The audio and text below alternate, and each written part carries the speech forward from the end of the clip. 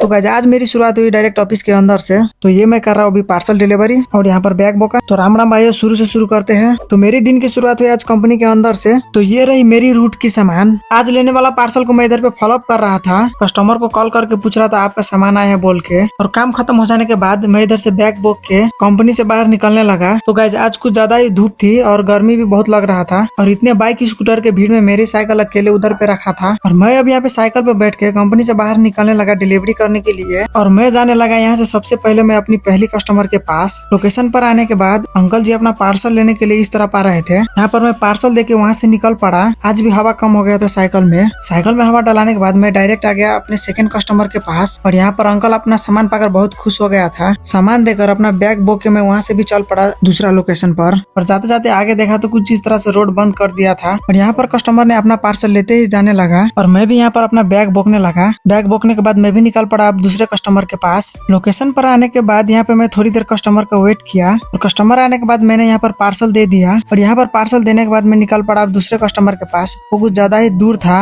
और साइकिल से जाते जाते तो कुछ टाइम तो लग ही जाएगा। और यहाँ से जाते जाते फाइनली कस्टमर के घर के बाहर मैं पहुंच गया। और यहाँ पर बैग से पार्सल निकालते ही यहाँ पे आंटी जी भी आ गई है। और मैं आंटी को पार्सल दे दिया। आंटी के जाने के बाद सबसे पहले बैग को बंद किया। बैग को बंद करने के बाद बैग को बोका में और फिर साइकिल को घुमा लिया। और वहाँ से साइकिल चलाते निकल पड़ा मैं नई लोकेशन पर। और यहाँ पर मेरे को साइकिल की पैडल भी नहीं चलाना पड़ रहा था। फाइनली लोकेशन पर पुगने के बाद मैं पार्सल दे दिया वहाँ पे भैया को। पार्सल लेते ही जाने लगा।